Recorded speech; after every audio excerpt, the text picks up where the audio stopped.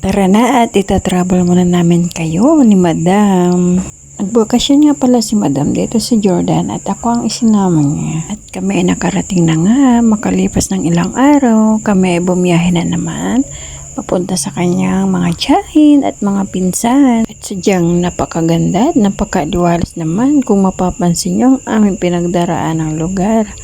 At ang lugar pala nila dito sa Jordan ay parang bagyo kung tignan. Kahit hindi ko pa nakikita ang bagyo, sa mga napapanood kong video ay hindi na sila magkakalayo. At always thankful ako kay Madam dahil kahit saan siya magpunta, lagi akong kasama. Siyempre, hindi siya pwede mag-isa sa pagdadrive dahil ako yung nakalalay, nakasakasama niya kahit saan siya magpunta. Kahit hindi man tayo pinapalad makapasyal sa Baguio dahil nga kapos tayo sa budget, at least sa di ko inaasahan, sa Jordan naman ako napadpad. Ganda talaga ng tanawin nila dito guys at sobrang lamig pa. Karating na nga kami sa aming pupuntahan, nagkita-kita na nga sila Madam at ang kanyang mga kamag-anak, kanyang tiyahin at pamangkin.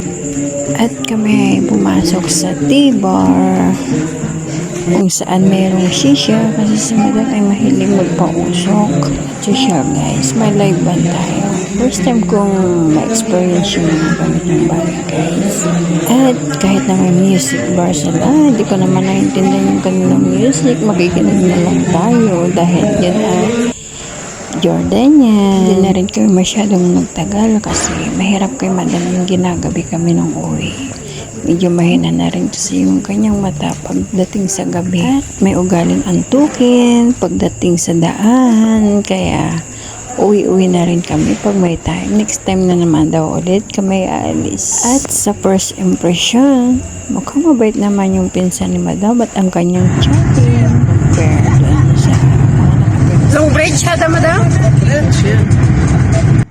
O diba, boses ko pala, gising na si Madam. May beses kaya na pag ako nagtatanong kay Madam di ko na mamlayang napapalakas ang boses ko at nagugulat din siya sa akin. Pauwi na nga kami guys. Kami ay nasa daan na pauwi ng bahay at kaming dalawa na naman ang magsasama doon dahil dalawa lang kami nag-travel ni Madam. Si Madam talaga ang nagbiyahe ay relax mode lang ang kanyang ginagawa dito dahil may sarili din silang bahay.